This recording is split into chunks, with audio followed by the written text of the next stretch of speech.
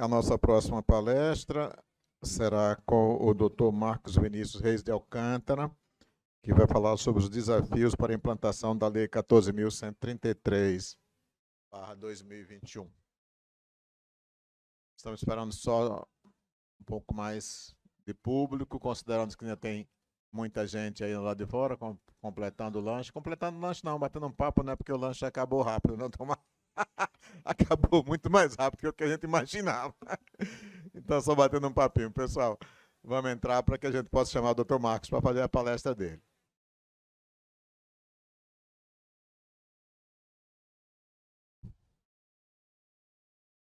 Reforçando que, por favor, todos verifiquem o QR Code da pasta para fazer a avaliação do curso, que é altamente importante para o tribunal, especificamente para a Escola de Contas.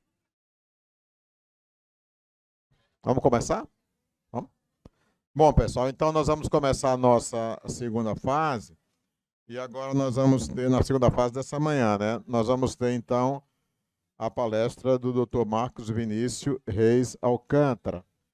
Eu vou ler o currículo resumido aqui do Dr. Marcos Vinícius.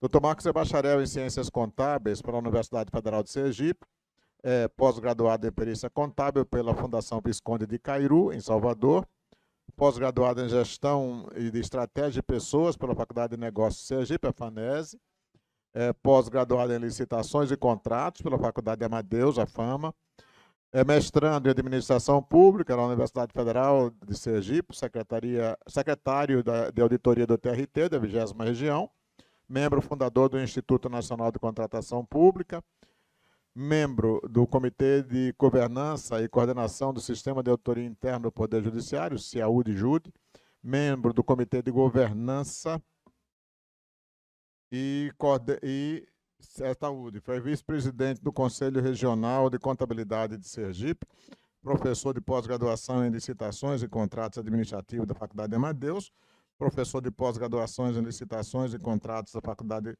Policivita do Paraná, professor de MBA em licitações e contratos administrativos da Faculdade Baiana de Direito, e do Centro de Estudos Renato Saraiva, de Pernambuco, professor convidado de pós-graduação em licitações e contratos da PUC, da Pontifícia Universidade Católica do Paraná, e PUC Santa Catarina, professor e palestrante presente nos principais eventos de capacitação em contratação pública do Brasil.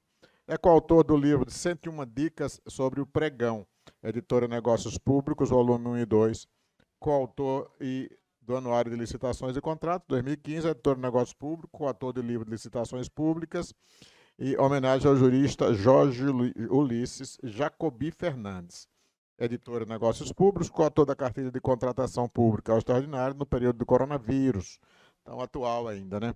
Coautor do livro LGPD do Setor Público, da editora Fórum, coautor do livro de Direito Provisório, SPIN, da editora Fórum, e colaborador das revistas Negócios Públicos, Pregoeiros e colunista do portal Solicito. Então, para a sua palestra, nós convidamos o Dr. Marcos Vinícius Reis de Alcântara. Vai fazer daqui mesmo? Vem tomar.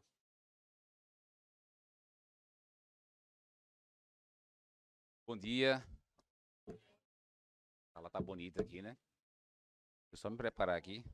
Hã? O pessoal vibrou com bom dia. Bom dia é bom assim, né? Pessoal, bom demais estar aqui.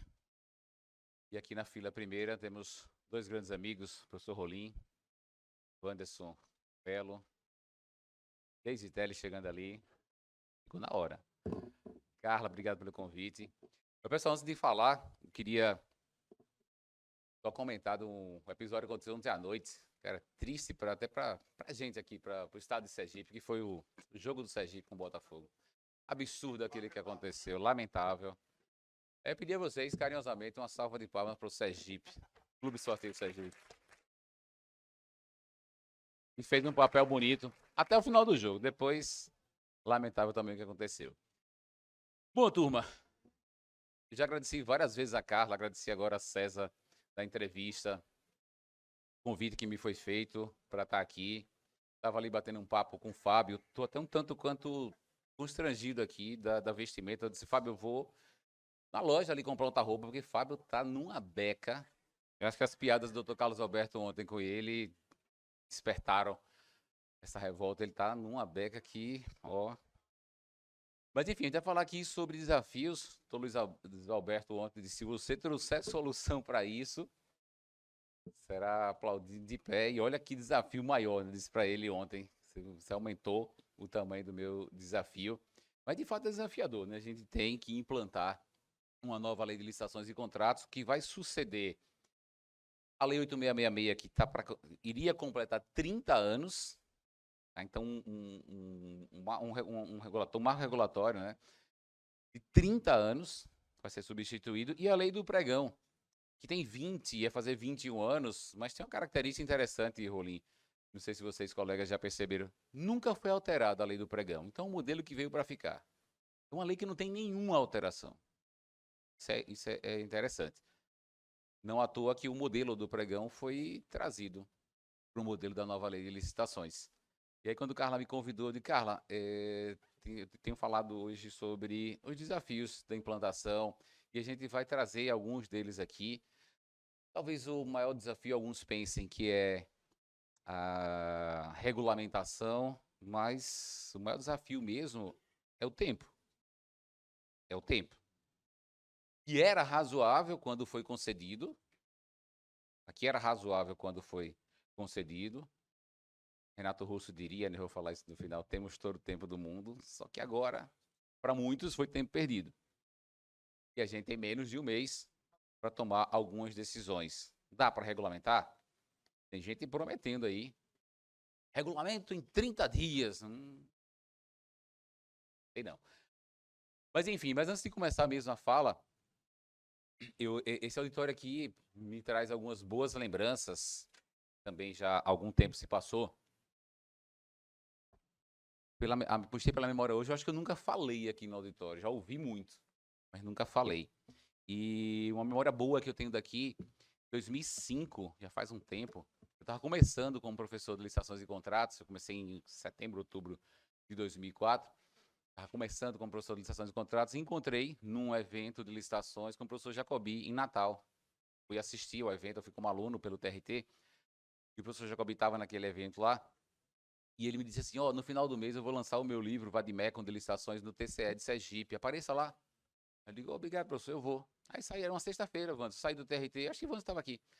Saí do tribunal com o Elinho, meu amigo, e vim aqui. Quando eu entrei naquela porta ali, o professor Jacobi estava aqui, e ele me olhou assim e falou: doutor Marcos, seja bem-vindo. E todo mundo olhou para mim: quem é esse cara aqui que é amigo de Jacobi? Então, esse dia me marcou bastante. Eu assisti o lançamento do livro, assisti a palestra dele e assisti diversos outros eventos aqui nesse auditório. E hoje sou eu que estou aqui falando para vocês, vendo assim, grandes amigos, tá aqui, amigos familiares. Juliana está aqui, minha sobrinha querida, Valéria, Lúcia, a turma do ERPAC, que são meus colegas hoje, né? Eu sou consultor técnico do ERPAC. Bom, desafios para a implantação da Lei 14.133, mas antes da gente ir para eles, dá uma moralzinha aí na rede social, e alguma dúvida, algo que vocês não tenham entendido direito, manda lá no e-mail, e aí a gente pode sanar essa dúvida de alguma maneira, tá? Só não vou olhar o edital, ver se tá bonito. Isso não dá porque a gente não tem tempo, né, Rolim? Mas, eventualmente, o que a gente puder ajudar, ajuda. Capricha aí na rede social. E eu já vou resolver um grande problema que a gente tem nas palestras, que assim, né, Fábio, deve acontecer muito com você, né? Professor, a apresentação vai ficar disponível? Já mira o celular aí, que a apresentação está disponível para vocês. Vou deixar um tempinho aí. Aponte a câmera, já cai no seu celular essa apresentação. E aí já me poupa de ficar mandando um catatal de e-mail.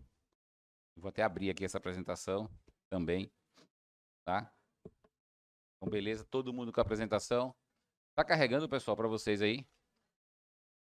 Tá? Se alguém já baixou, é porque tá.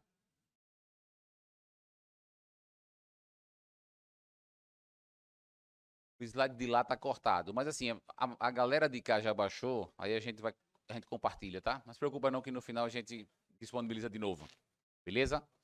Acho que daí não vai dar pra pegar não. Podemos avançar e falar de desafios? Vamos lá.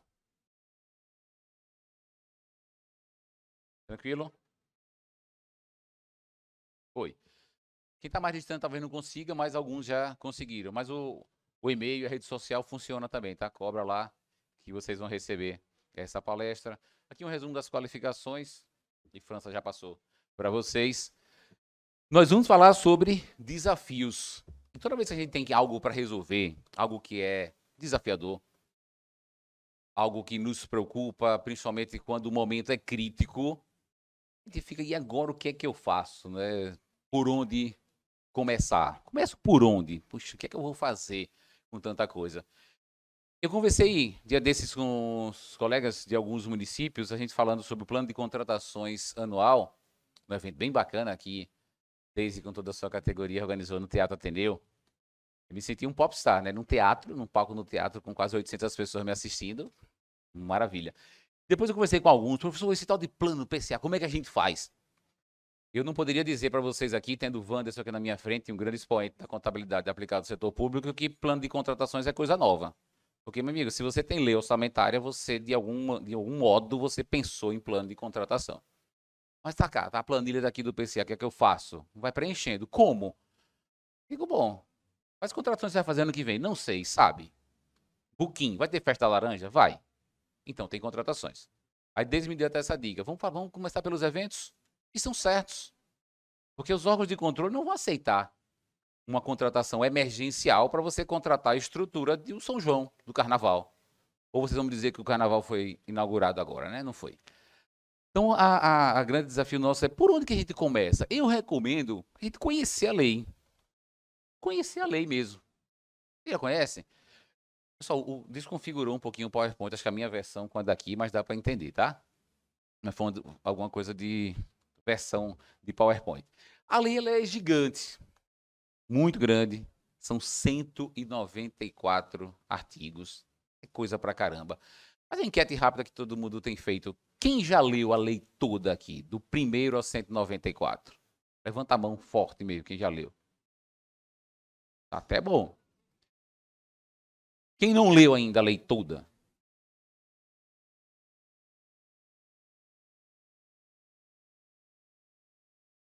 E quem não fez nada, nem leu, nem não leu, porque tem uma galera aí que não fez nada. Então, é o primeiro passo. Conhecer a lei. Conhecer a 14133. E quando vocês forem ler a lei 14133, forem conhecer a lei 14133, vocês vão olhar para ela e vão dizer assim, eu te conheço de algum lugar. Será que você é prima de não sei quem? Você é prima de 66? Acho que você é parente dela, que você tem os traços dela, feição assim do rosto, o jeito de andar. Você tem algum primo chamado Pregão? Vai acontecer isso. Está acontecendo com quem já leu. A Lei 14133, ela tem muito da 8666. Tem quase tudo do Pregão. Rolim, você que é um especialista em Pregão, eu fico até curioso quando alguém me diz, o Pregão da nova lei mudou muito. Eu digo, o quê? A possibilidade de inverter fase, fazer documento primeiro, os prazos que mudaram, só isso. Quase nada. Não tem muita coisa que a gente vai aproveitar. E, gente, não podia ser diferente. Por causa da Constituição Federal. Não poderia ser diferente. Estava conversando com o César Cabral agora, que me honrou muito. Wanderson, eu sou meio nostálgico assim como você. Estou em casa, quase saindo para cá, me toca o meu telefone. César Cabral. César Cabral eu conhecia da época do Campo do 4, na TV Sergipe, o programa de esporte que hoje é Globo Esportes. E, rapaz, que emoção, e até por ele ser pai de 2 grandes amigos meus. E fui dar entrevista para ele. E a gente conversava sobre isso. Não tinha como ser uma mudança radical, porque a Constituição Federal, quando prevê o Instituto da Licitação, prevê para 8666, para o RDC, para a Lei das Estatais, para o Pregão e para 14133. A previsão é a mesma, a diretriz é a mesma. O que é que a 14133 é para a Constituição? O regulamento. Então, a 14133 regulamenta a licitação, mas traz normas gerais. Ou deveria trazer normas gerais, né? Ela avançou, ela trouxe muita coisa que não é geral, tem muito assunto de regulamento que está lá na lei, mas enfim, é lei e a gente não vai discutir, pelo menos aqui. A gente pode discutir no Supremo Tribunal Federal, é lá onde se discutem as leis. Então a Constituição permanece com o mesmo texto. Já começa falando das exceções, da possibilidade de fazer contratação direta, tema muito bem abordado por professor Edgar ontem aqui, e diz que as nossas demandas, as nossas necessidades, sejam elas compras, serviços, obras, alienações, devem ser precedidas de um processo que a Constituição fala de licitação pública. E dá a diretriz para essa licitação pública. É um processo isonômico, é um processo que deve trazer garantias para o particular. Se a gente olhar direitinho aqui, a Constituição se preocupa muito com o mercado privado, com o particular. Porque fala em obrigação de pagamento, manutenção das condições efetivas da proposta, e finaliza falando dos critérios de habilitação. Somente permite qualificação técnica e econômico, indispensável à garantia do cumprimento das obrigações. Ou seja, lá em 88, a Constituição já falava de gestão de riscos. Se o risco for grande, você bota um controle gigantesco. Se o risco for pequeno, você bota um controle proporcional. E aí a gente se pergunta, pessoal, isso também é desafio, a gente vai precisar rever nossos editais, rever nossas exigências. Rolinho, um dia desse, alguns colegas aqui já conhecem essa história, desde já ouviu, acho umas 14 vezes essa história, mas eu vou contar de novo. Eu estava celebrando um contrato e eu digo até quem é, porque são grandes amigos meus, pessoal da Assembleia. Denise, Adriana está até por aqui. E aí pediram para mim comprovante de residência, para eu contratar com a Assembleia. Aí eu disse, caramba, o curso vai ser lá em casa. Porque para você querer saber onde eu moro, o curso vai ser lá em casa. E a sala estava bagunçada. Vinícius estava morando lá em casa ainda, deixou tudo bagunçado. O curso vai ser lá em casa, Denise. Ela riu, que acabou. Disse, não, exigência no checklist que tem no sistema do Estado. Tá, eu mandei meu comprovante de residência. Na verdade, eu mandei um documento que não comprovava minha residência, porque eu recebi por e-mail. Ali era um comprovante de e-mail. Mas tinha escrito meu endereço e eles aceitaram como se comprovante de residência fosse. Então, a gente ainda faz esse tipo de controle. Querer saber onde o sujeito mora, isso é interessante, mas a conta que chega por e-mail não comprova. Mas passou, lá na Assembleia tá tranquilo, eu fui contratado, já recebi, tá beleza. Outra vez minha amiga soube que deu um show aqui ontem à tarde, me pediu declaração do menor. Eu disse, Karina, eu não emprego maior, você imagina menor. Mas eu mandei também para a Karina a declaração do menor. E fiquei tirando onda com ela e toda vez que eu lembro desse tema eu falo para ela. Então, gente, a Constituição é a mesma, a diretriz é a mesma, a lei mudou. O que a gente pode fazer inicialmente? Calma. Relaxa, toma uma aguinha e vamos partir para a implementação. Vamos caminhar, vamos dar os nossos passos para implementar a nova lei de licitações e contratos.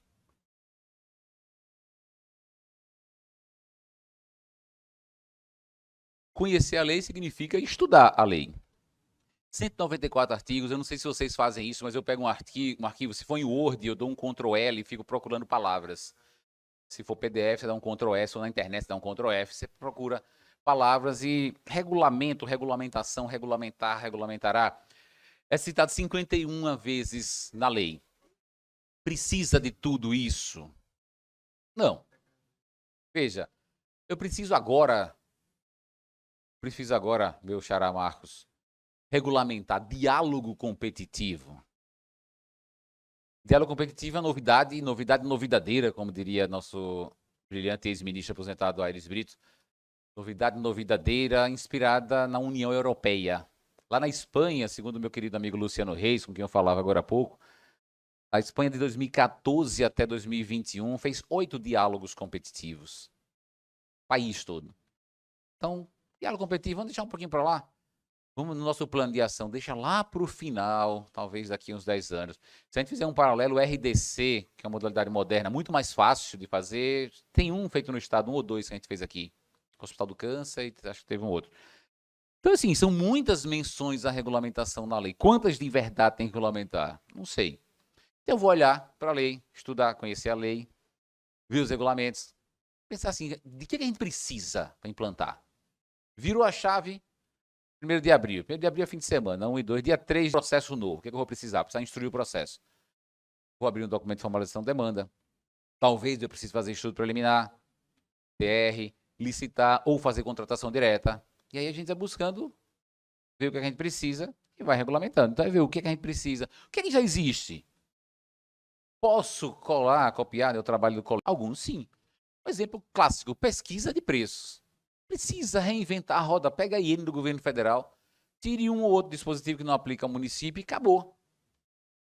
Diria assim, se eu sentar aqui, Rolim, vamos sentar aqui, nós dois. Fábio também me ajuda aqui, Fábio. Em 5 minutos a gente faz um regulamento da pesquisa de preço. Em 5 minutos. Então talvez alguns dos desafios a gente consiga vencer assim, olhando o que já tem, se inspirando. O que é que eu tenho percebido que está faltando para alguns?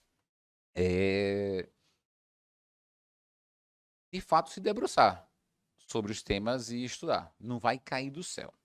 Ninguém vai chegar lá e dizer, ó, tá aqui o seu regulamento, pode mandar o prefeito assinar, assim. Pelo menos de graça não, né? Mas muita coisa já pode existir, já tem. Aí a gente precisa definir quem vai fazer isso. São os agentes internos, né? São os maiores atores desse processo. Quem é que faz? E aí a gente parte para um plano de ação. Pessoal, qualquer atividade dessa que vai demandar um tempo, que seja importante, seja crítico, a gente trabalha com planos de ação. Isso é planejamento, que hoje é princípio na nova lei de licitações e contratos, é uma etapa do processo de contratação. Então, eu vou elaborar o meu plano de ação. Só parar para a foto aqui de Deise ali. Vou elaborar meu plano de ação.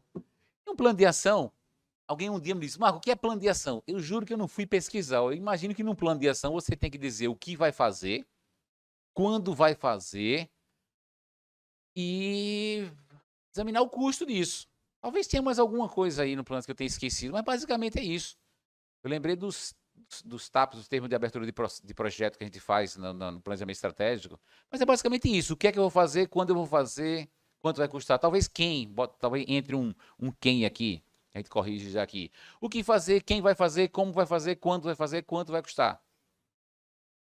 É isso que eu tenho que fazer. E aí a gente começa a se debruçar sobre um dos grandes desafios, regulamento. Precisa regulamentar. Ontem o professor Edgar falou aqui, tem algumas situações que você não pode fazer sem regulamento. Naquilo que a lei fala, isso aqui, tarará, conforme regulamento.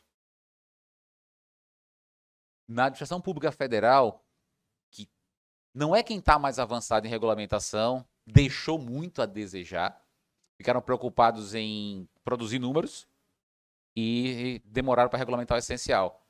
Hoje, se um órgão da administração pública federal quer abrir um processo já na nova lei para fazer um registro de preços, não é possível, porque não tem regulamento, porque não tem decreto. Deve sair. A minuta está pronta, passou por uma consulta pública, está pronto, mas mas mudou o governo.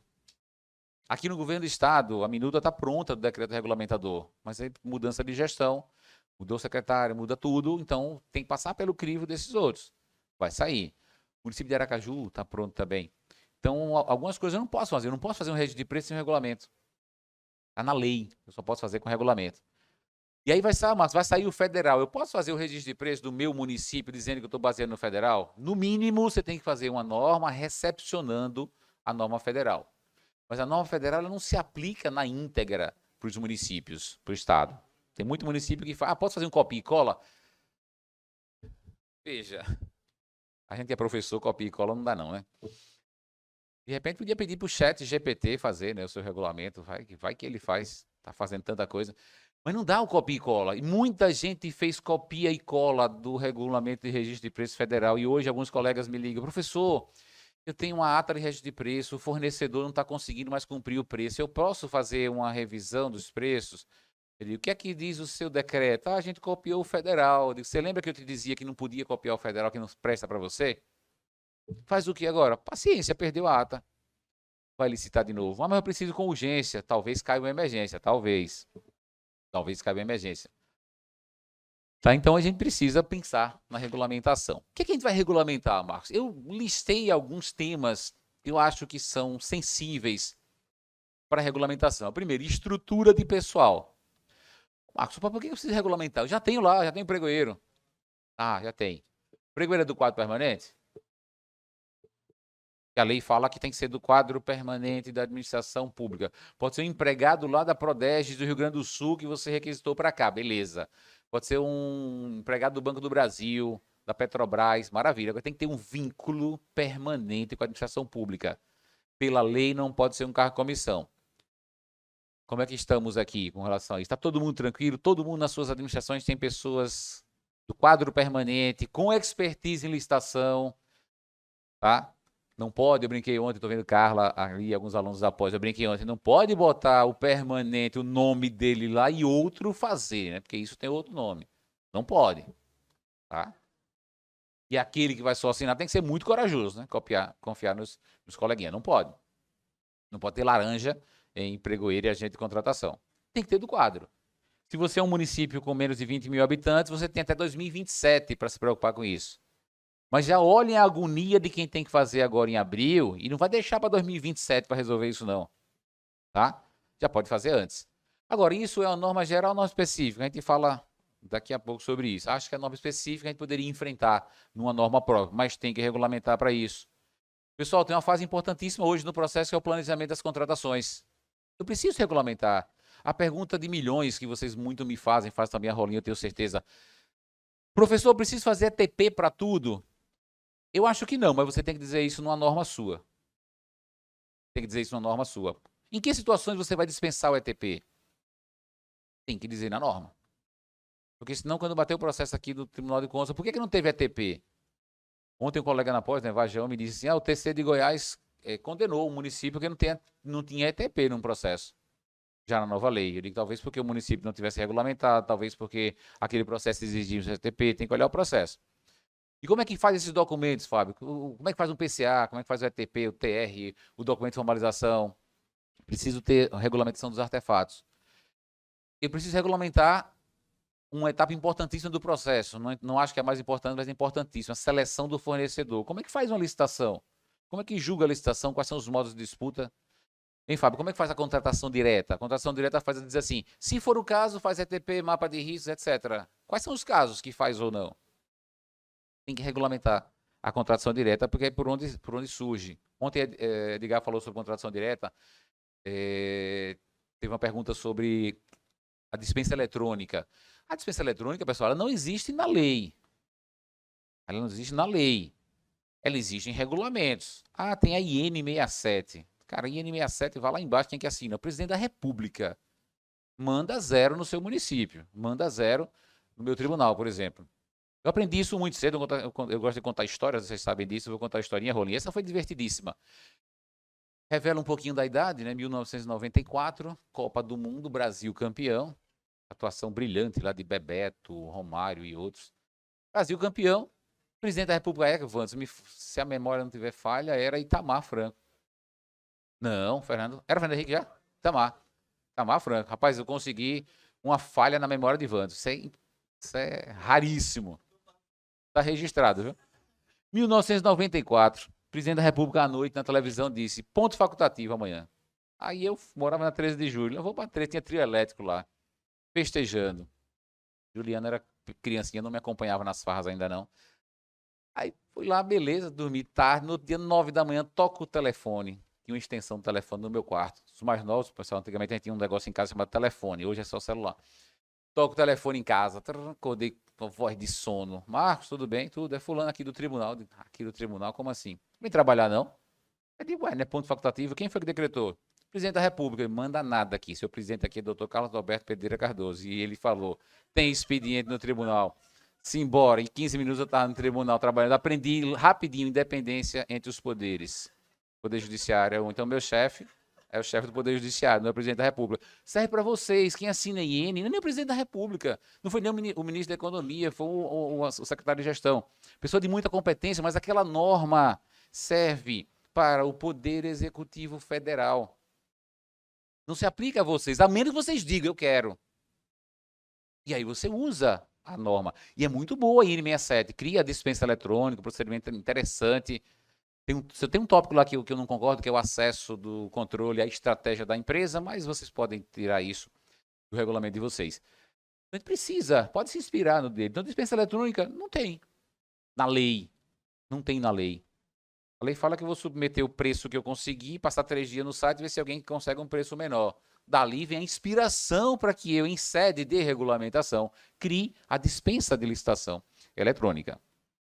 Tem um capítulo na lei, né, e uma seção bem interessante dos procedimentos auxiliares de licitação e contratação, citado ontem pelo professor Edgar.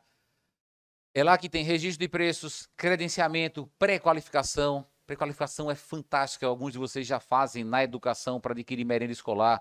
Naquele momento, Marília, minha amiga está ali, esposa do queridíssimo Guilherme Fraga, que deu um show na transmissão do jogo do Sergipe. 1 minuto, cara. 1 minuto. 40 segundos aquele miserável deu mais. Vai embora. Procedimentos auxiliares de licitação e contratação. Registro de preço, credenciamento, pré-qualificação. O pessoal da educação faz muito pré-qualificação para comprar merenda. Você antecipa a licitação, né, Rolim? Você coloca os produtos para serem testados. Você escolhe os melhores produtos, depois licita aqueles melhores produtos que você escolheu previamente. Isso precisa ser regulamentado. Aí vem o registro cadastral, não se preocupe muito não, porque vai ser nacional, isso é tranquilo, mas precisa regulamentar só as questões internas. Procedimento de manifestação de interesse, o PMI, dá para deixar um pouquinho para depois. A lei fala que a autoridade máxima do jurídico vai eleger quais são os processos que passam previamente no jurídico. Aquelas velhas perguntas, dá parecer em adesão e atesto de preço? Dá parecer em dispensa de licitação em função do valor? Dá parecer em processo que tem parecer referencial? Processo simples, com risco baixo? O jurídico tem que decidir isso, como num regulamento. O que mais? Habilitação, é possível substituir documentos de habilitação, conforme regulamento. Olha o desafio que vocês vão ter a partir de abril. Vai fazer uma licitação. O que é que vocês vão colocar de documentação de habilitação jurídica? A lei não traz os documentos. Só diz que vai se exigir do particular documentos que comprovam que ele pode exercer direitos e assumir obrigações, restrito à comprovação de existência jurídica da pessoa física ou jurídica. Na prática, é o mesmo que a gente exige hoje na 8666, mas o legislador não colocou. Pode ser que exista um outro documento, algo novo, e a gente vai trazer para cá. Então, assim, modos de disputa, contratos deixei um pouquinho para depois, e um aluno me perguntou um dia desse, eu disse, é o seguinte, você não está conseguindo nem abrir o processo. Deixa eu pensar no contrato um pouquinho depois. Dá para regulamentar contrato lá em abril, em maio, talvez os contratos vão surgir depois, mas preciso também trazer a minha estrutura de contrato. Vou passar um pouquinho. E aí, as estruturas de governança, artigo 11, parágrafo único. A alta administração é responsável pela governança das contratações. O que é essa governança das contratações? Quem faz o quê?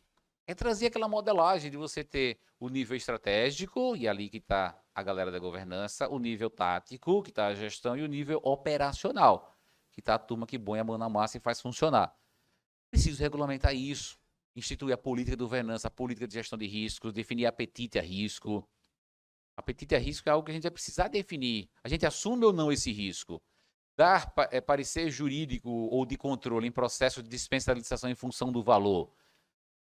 É viável ou não é viável? Depende do nível de riscos. Na administração pública federal, a AGU diz, nem mande processo de dispensa em função do valor, pode ser de 57 mil, que não vai passar por aqui, a menos que tenha minuta de contrato ou que o gestor suscite uma dúvida de cunho jurídico. Aí vai para lá. A estrutura de controle, a estrutura de gerenciamento de riscos, é urgente se tratar disso. Para a gente deixar de controlar coisas que não têm mais risco. Risco e controle são aqueles dois amiguinhos que vão juntos para a balada. Eles têm que ir juntos e voltar juntos. O que tinha acontecido em alguns processos nossos de contratação, processos de modo geral na administração pública. O risco vai embora e deixa o controle sozinho, bêbado, na balada. E aí faz bobagem. E aí, no nosso caso, dá prejuízo. Eu não sei, Carla, como é que foi a contratação dos colegas professores, mas digamos que o Tribunal de Contas forneceu uma passagem aérea para a Cristiana e uma passagem aérea para ligar Guimarães. Talvez o tribunal vá cobrar deles o comprovante de embarque. Precisa, pessoal. Não é o bastante eles estarem aqui no púlpito, falando. Digo a vocês, quando eu faço qualquer evento para entidade privada, eles me dão uma passagem. Ninguém nunca me pediu a passagem. Agora, ai de mim se eu faltar ou chegar atrasado. Aí ele cobra. Esse é a questão de controlar aquilo que não está em descontrole. E a nova lei de licitações e contratos trata disso. No artigo 169, quando fala do controle interno, e logo na primeira ou segunda linha, Fábio, fala assim, conforme regulamento. Conforme regulamento. O que é que eu preciso controlar? Ah, Marcos, isso é novidade, né? Essa questão de preocupação com controle, de custo de controle. Decreto-Lei 200, de 1967, artigo 14, já falava do custo do controle. Já falava que a gente só controla aquilo que tem risco considerável. 67. A gente está aqui em 2023 ainda se debatendo, controlando isso, pedindo comprovante de residência, pedindo declaração de menor para contrato simples, pedindo balanço para um contrato de valor bem pequeno.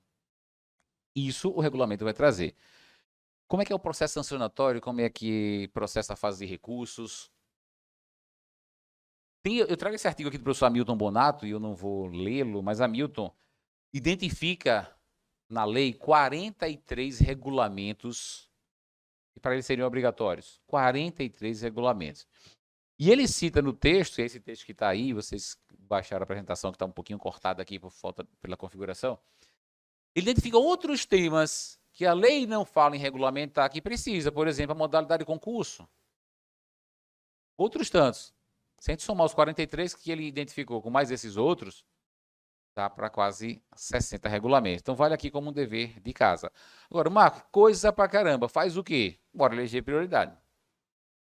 Bora eleger prioridade. O que a gente vai fazer logo? Eu partiria por regulamentar a fase de planejamento da contratação e os seus artefatos. Os processos de contratação direta, modos de disputa, licitações, pelo menos isso. Ah, tem um dispositivo lá no artigo 20, eu acho, né, Rolim? Artigos de luxo. Que bobagem aquilo. Que bobagem, preocupação boba do legislador de regulamentar artigos de luxo. Mas, enfim, regulamenta. Marcos, faz um regulamento só para isso. Eu não, eu faria em um outro regulamento. Talvez no regulamento de contratações, colocaria um capítulo, uma seção tratando dos bens de luxo e disse que não pode, não vai contratar bens de luxo. O governo federal fez uma norma. E, ó, tá todo mundo, quem for contratar agora, tá todo mundo contratando de maneira irregular, porque em 180 dias da publicação da lei, ou seja, início de outubro de 2021, já deveria ter sido regulamentado. E qualquer contratação que aquilo seria ilegal. Acha, Wanderson, que eles se confundem um pouquinho com os conceitos de bens, falam em bens de consumo, e aí entra o permanente? Bem de consumo é o material de consumo ou não? Não sei. O regulamento é quem vai dizer. E aí a gente regulamenta a lei de prioridade e bora publicar nossos regulamentos. Eles precisam ser públicos porque todos precisam conhecer. Marcos, se eu mandar só para os licitantes, que lá tem pouca gente, não. É só para eles não, pessoal. Isso aqui serve para todo mundo. Isso aqui é controle social, é transparência. Hoje de manhã eu recebi, que se vocês quiserem eu posso passar, um compilado dos regulamentos que foram feitos no estado de Santa Catarina e nos seus vários municípios. 350 regulamentos, está lá, para quem são 1.900 páginas. Quem quiser se divertir no final de semana com esse documento, eu até posso passar para vocês, tá? Vou colocar nessa mesma pasta do TCE. Quando vocês clicaram ali, vocês vão para uma pasta minha lá do TCE. Importantíssimo, e falei para o colega que me fez a entrevista agora, depois de César, para ir para o site, capacitar as pessoas. As pessoas precisam conhecer. E esse trabalho que o Tribunal de Contas está fazendo é sensacional. Parabéns, Carla. Sensacional. Capacitar as pessoas. Ensinar as pessoas a fazer licitação. Capacitar não significa necessariamente você contratar alguém, levar para a sua instituição. O tribunal faz isso, e é papel dos tribunais de contas hoje, das escolas de contas, das escolas de governo, fazer capacitação. Capacitar é assistir esse vídeo depois na internet, tem uns colegas assistindo pelo YouTube. Capacitar é assistir a live de meu amigo Rony Charles, ele faz um monte de live na internet, gratuito.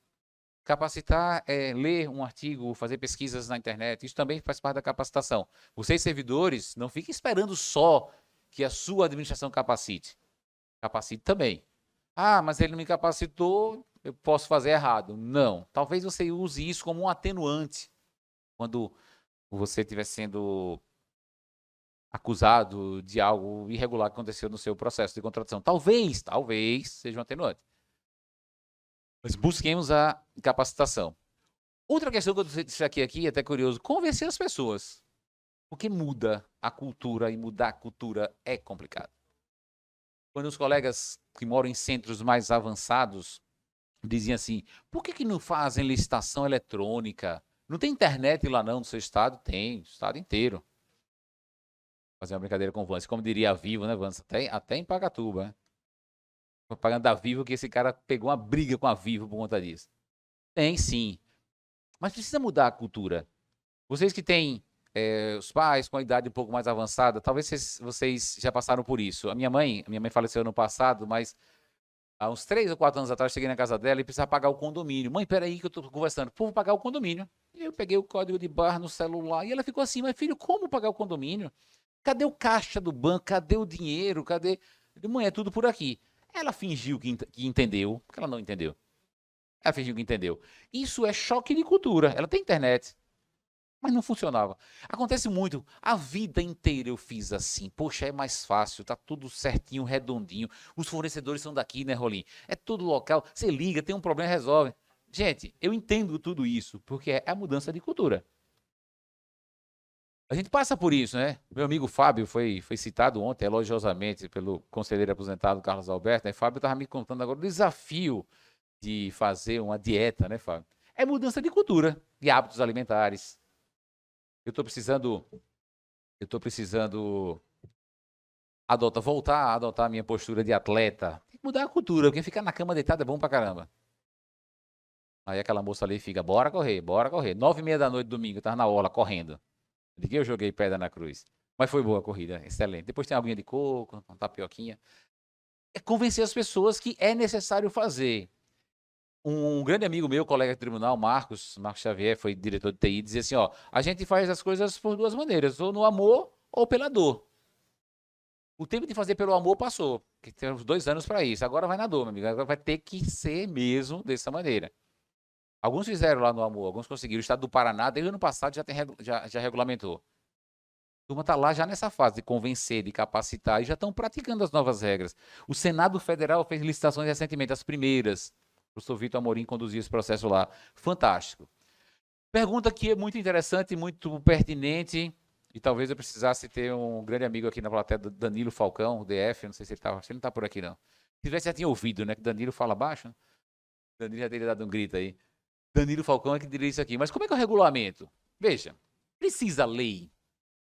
Eu acho que não. Talvez, aquele ponto lá que é sensível da estrutura de pessoal, com lei fiquem mais fortes.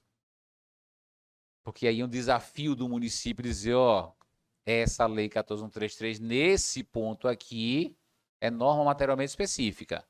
E aí eu vou regulamentar diferente. Aqui eu permito que uma pessoa que exerce um cargo de comissão, seja o pregoeiro, seja o agente de contratação. Talvez nesse caso, algum outro ponto lá. Mas a maioria, para município, vai decreto. Câmara de Vereadores, resolução.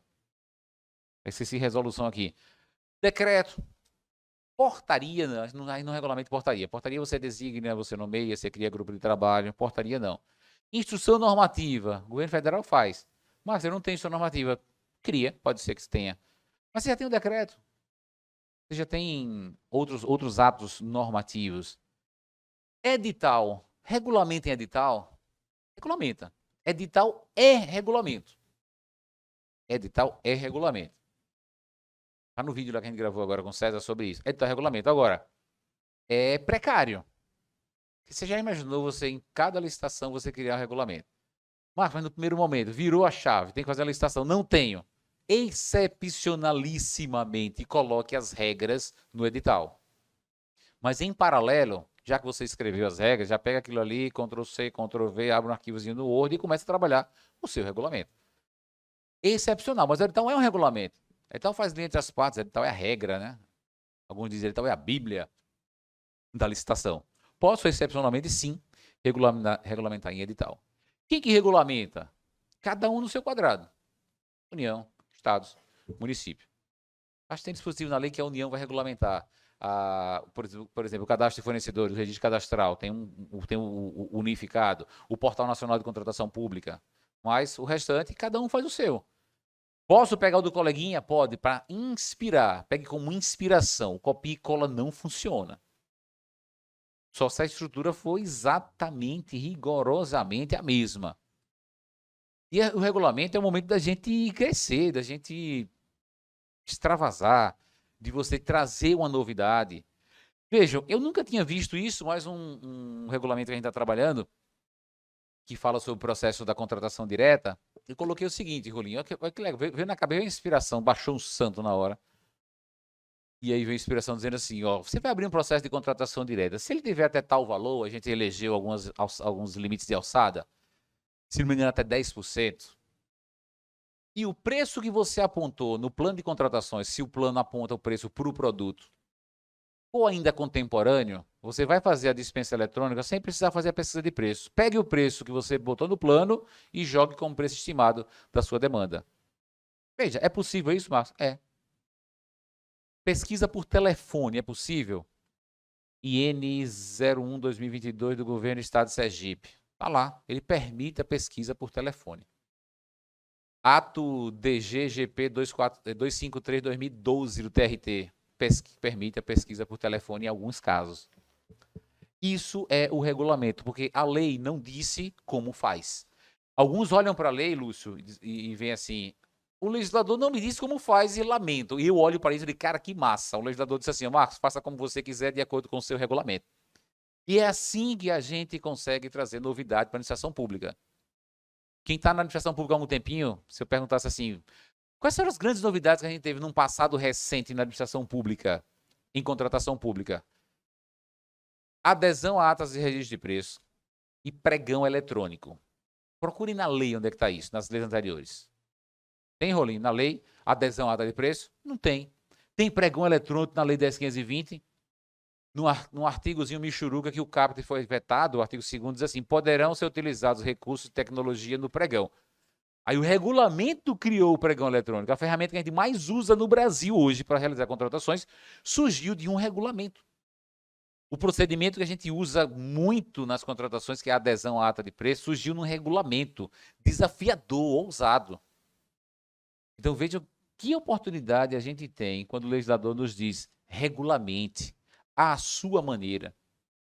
Realizar licitações exclusivas para as MEs e EPPs do seu estado, do seu município. É um tema polêmico, aqui a lei 8747 está sendo discutida no Poder Judiciário, mas é interessante. A professora Cristiana Fortini defende a tese, até falou ontem para a gente aqui. Eu trouxe para vocês algumas perguntas, porque eu vi ontem que o pessoal perguntou pouco, né? Fora a minha amiga Manuca, ele mandou, pelo amor de Deus, não me faça a pergunta difícil como você fez ontem para Cristiana. É difícil aquela pergunta, né? Ela não vai fazer não, que ela é minha amiga. Senão eu não consigo vaga para ela mais nos eventos do ERPAC. Aí eu trouxe umas perguntas aqui para esgotar. Algumas foi Valéria que fez para mim. Hã? Calma. O Poder Legislativo pode utilizar o regulamento do Executivo ou deve fazer o seu? Pode. Veja, como é que o Senado Federal faz licitações? Fazia, usando o decreto 5450 depois de 2024. O Legislativo pode usar as normas do Executivo. Como é que o Judiciário, aqui caberia o Judiciário também. Marcos, como é que se faz licitação do TRT? Usando os decretos federais. Usa tudo? Não. Decreto para a gente do Judiciário é bem assim. Se for bom, a gente usa.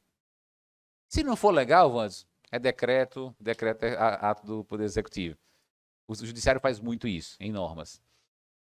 Pessoal, se servir, usa. Servir, usa. Mas se o Poder Legislativo do município tiver algumas peculiaridades e quiser tratar, se tiver densidade para isso, tiver estrutura para isso, trata. Acho que o município de Aracaju poderia ter regulamentação própria em algumas matérias. Mas, ó, vai sair do município. Vamos olhar do município. Poxa, tá legal, tá. Usa, sem problema. Recepciona. Podemos utilizar os regulamentos federais? Isso às vezes dá um arrepio quando eu faço essa pergunta aqui. Pode, com cautela. É tipo aquela propaganda, beba com moderação. E o Washington Olivetti chegou a sugerir para uma fábrica de biscoito criar um biscoito chamado moderação. Interessante, né? Que sacada dele. Beba com moderação. Use com moderação. Mas leia o regulamento. Eu lembro que eu fiz quando saiu o regulamento do Registro de Preço Federal, eu peguei ele e fiz uma adaptação para alguns municípios. Ficou legal. Agora, a base do texto foi o regulamento federal. Eu posso tomar por base. Veja, que fique bem claro, para vocês que estão aqui, para aqueles que estão assistindo agora ao vivo, na outra sala, no YouTube, e vão assistir depois desse vídeo. A gente não está pregando aqui que o regulamento federal é ruim. Não, o regulamento federal é muito bom, mas foi feito para eles lá. O sistema de compras do governo federal é muito bom, mas é para eles, tem algumas funcionalidades. Se você quer fazer licitação exclusiva para o seu estado, você não pode fazer pelo sistema do governo federal. Hoje, se você quiser fazer uma reserva de cota no registro de preço, você não usa o sistema federal, que ele não tem essa funcionalidade. Hoje, se você é uma estatal, você quer fazer uma licitação no sistema federal, não tem. Você tem que fazer uma gambiarra e chamar de RDC. Então, assim, atende às necessidades deles. Se atender as suas também, maravilha. Já é pergunta? Mas, tranquilo. É? França, não dei ideia, não. Não pode usar, pode, mas beba com moderação. E aí vem um tema sensível, né? Nas licitações com recursos federais, devemos utilizar os seus regulamentos? Toma até uma água para responder isso. Como diria a moção, eu digo... O pessoal está no miniatório aqui da pergunta aqui. Everton Dias, Everton, daqui a pouco. Eu tenho que usar a norma federal. Pessoal, aqui é aquela história de você recebe um recurso, uma transferência voluntária de recurso, você vai utilizar. Para mim, a regra de utilização do recurso deve vir no termo, no ajuste, no termo de convênio. O documento teria que dizer. As instruções normativas de um tempo para cá passaram a trazer essas condições. Se o município for receber, o município ou o estado receber recurso de transferência voluntária, deve usar as normas dessa instrução normativa. Aí eu tenho que fazer pesquisa de preços, como ele faz, tem que fazer a dispensa. Não precisa usar o sistema, tá? Os sistemas, eles dizem, vai usar o sistema próprio, mas tem que estar integrado à plataforma Mais Brasil, tem umas condicionantes. Então, pessoal, é aquela discussão de talvez juridicamente a gente conseguisse contestar isso. Porque o município tem a sua regra, tem a sua norma, tem o seu regulamento, o estado também tem. Eu tenho a obrigação de usar a norma federal? No meu entender, juridicamente, não. Mas aí entra aquele que eu digo que é um mantra de vida, né? Ser feliz ou ter razão. Vale a pena brigar? Usa, tá? Usa. E não é impossível, não tem nada absurdo não lá na norma. Só acho que ele invade um pouquinho a competência, sua competência normativa, tá? Mas usa para ser feliz. Tá? Usa para ser feliz. Como diferenciar norma geral e específica? E como proceder na regulamentação? Veja, o que é que diz a Constituição no seu artigo 22, inciso 27, se não me engano, né? Compete privativamente à União legislar sobre normas gerais de licitações e contratos, suas modalidades, etc. Norma geral. E o que é norma geral e norma não geral ou norma específica? Veja, quem diz isso é o Supremo Tribunal Federal. Para os municípios, o Tribunal de Justiça, a questão da constitucionalidade das leis. O Supremo já disse em alguns tópicos da 8666 que ali não é norma geral, ali serve só para a União. E quando o Supremo disse isso, alguém disse, caramba, nem tudo que está na lei é norma geral. A lei deveria tratar apenas de normas gerais. Mas aí ele vai um pouco além. Por exemplo, dizer onde é que eu tenho que buscar preços na licitação, gente, não é norma geral, isso é tema de higiene. Está na lei. Dizer numa lei, Wanderson, que quem conduz a licitação é só um servidor do quadro permanente, para mim eu acho que a União está avançando na sua competência. Isso é regra de pessoal. E regra de pessoal eu tenho uma na União, vocês têm aqui a do Estado, vocês têm a dos seus municípios. Isso, para mim, é norma materialmente específica. Márcio, o que é que eu faço? Vai colocar no seu regulamento, caso concorde, e no seu município, alguém que tem um cargo em comissão pode ser o pregoeiro, pode ser o agente de contratação. Tá legal? É assim que a gente vai ver no município. Tem esse texto do professor Vitor Amorim, um artigo do Vitor, bem interessante, está na apresentação aí, eu obviamente não vou ler, mas ele faz a distinção da norma geral para a norma materialmente específica. Qual o limite temporal para a utilização das leis 8666 e 10520? Gente, esse aqui é o tema do momento. Deixei até para o final, já estou me encaminhando para terminar e responder as perguntas. Esse é o tema do momento. É a interpretação do artigo 191. Acho que todo mundo leu a lei, mas o primeiro sujeito que eu vi despertar para isso foi o professor Rony Charles. No Seminário Sergipano de Licitações e Contratos, que a gente fez aqui ano passado, em novembro, com muito sucesso, muitos de vocês estavam lá, e esse ano vai ser feito no dia da Sergipanidade, né, 24 de outubro, 24 e 25, já convido vocês a participar, fazendo uma propaganda aqui subliminar do evento. No evento, eu perguntei para Rony isso, fiz essa pergunta para ele, abri o talk show para isso. Rony, eu brinco com ele que ele é meio esquecido, né? E depois ele falou, você tirou aquela pergunta de onde? Eu digo, você está esquecido que a gente conversou muito sobre isso quando você evocou essa tese? O artigo 191 diz assim, eu vou interpretar o artigo, tá? Até 1º de abril de 2023, a administração vai fazer a opção de licitar e contratar pelas leis antigas ou pela lei nova. Veja, o que é opção? Talvez a gente precise fazer uma analogia com um contrato de pronta entrega de produto e um contrato de serviço continuado.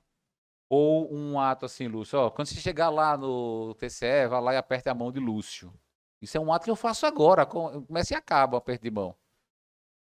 Mas a utilização de uma lei é algo que se estende no tempo. O que é utilizar a lei até 31 de março? É assinar o contrato, como defende meu querido amigo professor Vitor Amorim, tem que assinar o contrato até 31 de março, para ele valer. É realizar a licitação, como eu coloquei como uma das opções. Utilizar a lei é publicar o edital da licitação, como fez a Secretaria de Gestão, ligada ao Ministério da Economia, no comunicado número 10 do ano passado. Ou utilizar a lei é abrir um processo até o dia 31 e dizer assim, esse processo vai correr pela Lei 8666. Quando o Rony trouxe essa tese a primeira vez, ele falou comigo, eu digo, amigo, mas veja só. Aí eu sou de um município, eu tenho meu plano de contratações, tem 170 demandas, eu abro 170 processos dia 31 de março e digo, tudo isso aqui corre pela 8666. E eu vou fazer isso até o final do ano, em 2024, 2025. Não tem um fim, não. Aí ele fez, você está olhando pelo lado ruim da coisa. Ele falou uma coisa, ó, eu sou AGU, eu analiso o processo da administração pública. A média em algumas instituições é de 6 meses da fase interna. Se é 6 meses da fase interna, quem começou um processo numa universidade em novembro está batalhando esse processo. De repente está fazendo pesquisa de preço, comparando soluções de mercado. Já pensou se esse cara não consegue publicar o edital dia 31 de março? Aí vira abril, ele tem que matar o processo e fazer tudo de novo. Será que isso atende ao interesse público? Agora botar uma situação nossa aqui. Eu ouvi recentemente o prefeito de Aracaju dizer que está pronto já o projeto para fazer a orla que sai ali da orlinha da Coroa do Meio, passa por trás do Conselho de Contabilidade, né? Bendita a hora que o Conselho fez o seu auditório ali, visão de futuro, e vai colar na Coroa do Meio, na ponta da Coroa do Meio. Esse projeto está sendo já elaborado. Talvez já se faça a licitação daqui 2, 3 meses. Não sei, de repente. O prefeito falou isso, tá? Não fui ver com os colegas lá da Imurb ou da prefeitura que vão licitar. Imaginaram, ele optou por fazer pela 8666. Virou o rolinho, abriu, opa, mata tudo, esquece esses projetos, abre um novo processo agora. O prejuízo para o interesse público. E aí a solução para esse dilema veio do pessoal lá da Paraíba. Portaria conjunta da SEAD, da Controladoria e da Procuradoria do Estado. Que legal, Vans. Eles disseram, ó, até 31 de março vocês fazem a opção pelas leis antigas, ok, mas tem que realizar todas as licitações até novembro. E passado novembro você vai perder. Aqui no TRT, talvez isso saia para junho ou julho. Opta até 31 de março e faz até julho. É uma sobrevida, é um fôlego. Então, abro os meus processos. Tem um colega do município de Capela, estou com 8 tomadas de preço realizando. Já pensou se ela não consegue publicar as licitações até 31? Já pensou se a gente não consegue publicar até dia 31? E agora?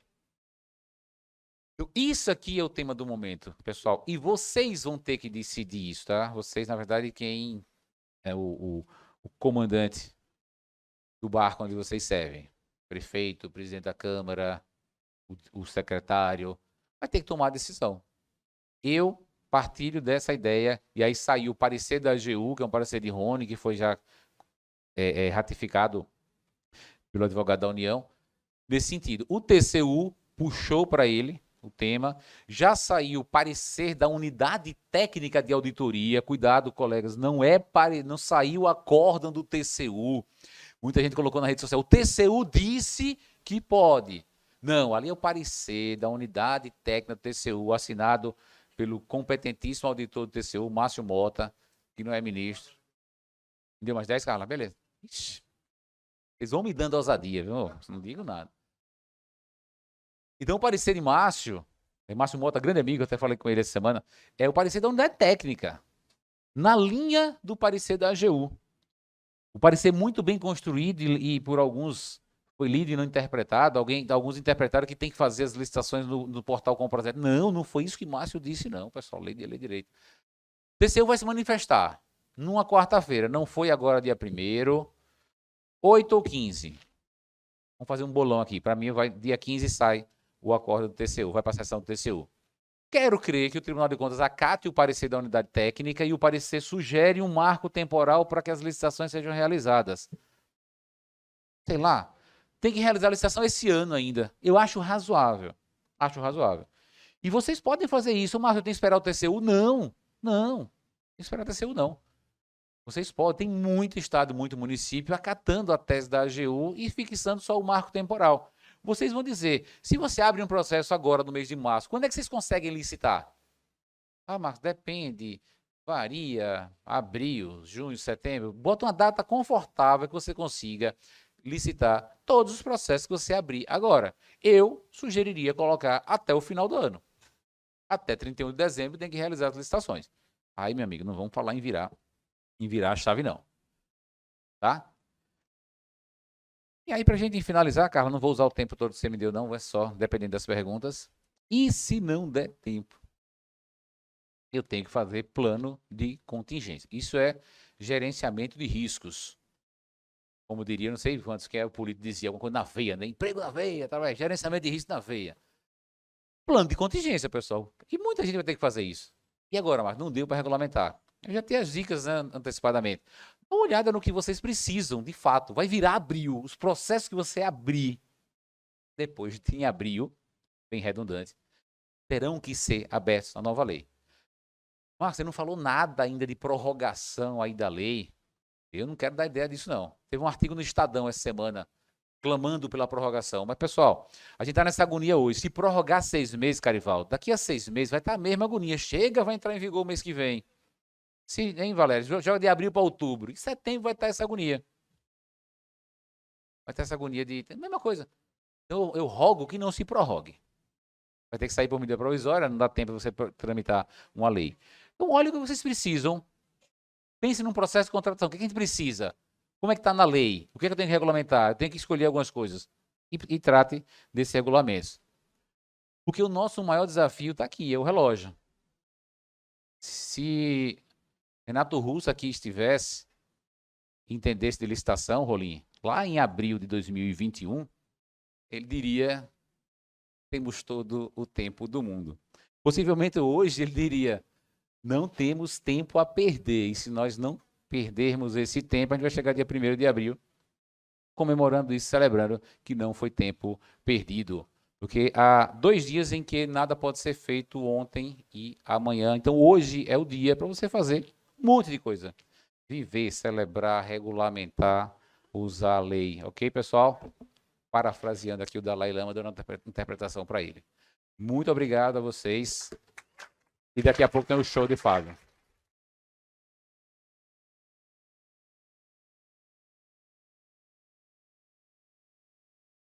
Tem uma pergunta aqui de Everton. Quem tiver mais pergunta, pode fazer, tá? Fiquem à vontade, escreva aí, entrega para as meninas. Everton me pergunta, se eu faço uma dispensa pela Lei 8666 e não utilizo todo o limite, posso fazer a outra dispensa com o mesmo objeto em empresa dessa nova lei? Eu entendi assim, o limite hoje da dispensa da nova lei é 17.600, é isso? Tá. Então ele fez uma dispensa de 15 mil. Perfeito. Mudou a lei. Qual o limite que você tem agora? O limite da nova lei é 57 e uns quebrados.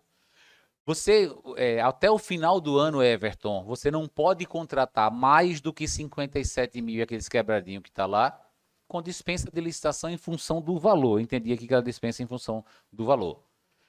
Cuidado, não vai somar não, 17.600 da lei antiga com 57 da outra para dar 74. Não. Tá? É de 57 e pouco. Aquilo é o máximo que você pode. Um outro alerta, usando aqui a pergunta do Everton. Não dá para fazer na nova lei, né, meu amigo Fábio? Abre o ano e você diz, vou fazendo por dispensa, dispensa, dispensa, dispensa. Quando chegar pertinho de 57, aí eu licito. Mas por que não dá? Porque tem um princípio na lei chamado planejamento. E você tem que saber, e para isso também serve, meu querido amigo Moacir, que dali, para isso também serve o plano de contratações anual. Quando você faz o plano de contratações anual, você vê lá o que é que tem de material de escritório. Se tiver 60 mil, tem que licitar. Ah, Marcos, eu preciso de agora, alguma coisa aqui rápido. Surgiu agora, é pressa. Gente, surgir agora só naquelas situações de urgência que a lei prevê. A lei prevê para isso. Eu adoro as leis de licitações e contratos porque ela tem solução para tudo. Eu nunca tive uma necessidade aqui no tribunal que a gente não conseguisse resolver com a lei de licitações. Teve a inundação, eu vi Moacir, lembrei. Aquele estouro da barragem em Maruim que inundou a cidade, acho que foi em 2008. A gente resolveu aquilo ali com a lei de licitações e contratos. Mandou uma equipe para lá, chamou uma transportadora, foi para lá, Roli, trouxe o que conseguiu salvar e depois abriu um processo reconhecendo despesa e pagou. O restante, o prédio, o muro que caiu da vara do trabalho, contratamos emergencialmente e é para isso que serve a emergência. Agora, não serve a emergência, meus amigos, para, por exemplo, contratar a estrutura da festa, a festa padroeira de Tobias Barreto, por exemplo. Festa de agosto, Tobias Barreto. Nossa Senhora Imperatriz dos Campos. Não dá para contratar estrutura por emergência, porque você sabe que a festa vai existir. A menos que você licite, tenha um fracasso na licitação e você consiga justificativa. Se não conseguir contratar por outros meios, né? A licitação fracassada tem uma resposta para isso. Tá bom, meu querido amigo Everton? Tem uma nova aqui. Rezando para não ser de minha amiga Manu. A nova lei de licitações... Eita, caramba, a letra pequenininha. A nova lei de licitações e contratos estabelece que os avisos de dispensa devem ser preferencialmente publicados no site institucional. Nesse caso, para os municípios com menos de 20 mil habitantes, que ainda estão autorizados a utilizar dispensas presenciais, aplica-se o caráter discricionário à equipe de licitação para publicar ou deverá ser justificado quando não houver a publicação? Ah, tá. Posso dizer? Veja, os municípios com menos de 20 mil habitantes, eles têm algumas facilidades pensadas pelo legislador.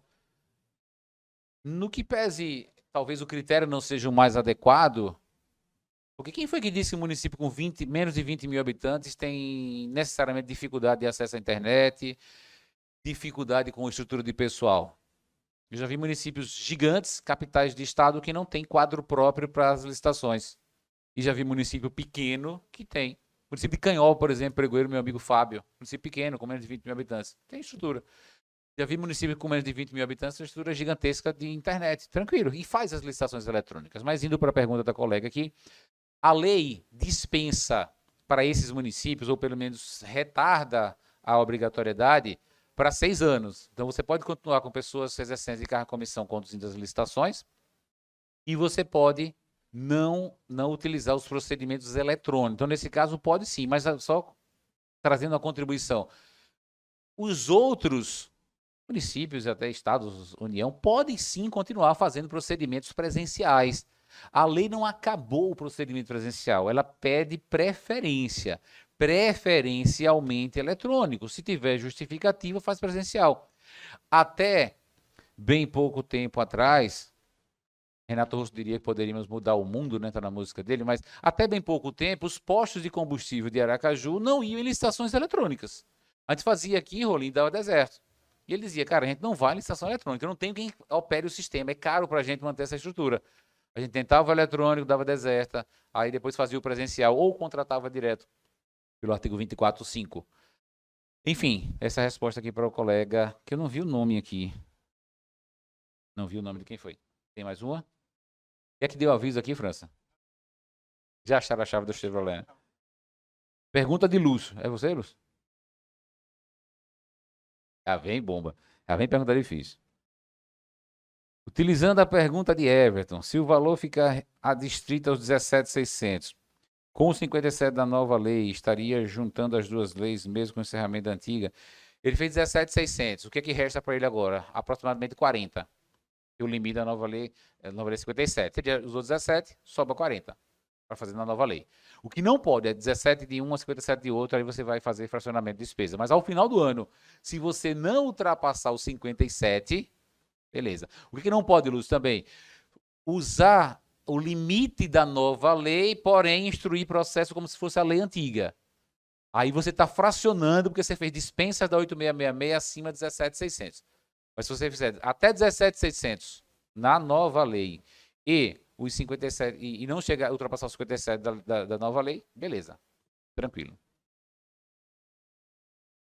Temos mais?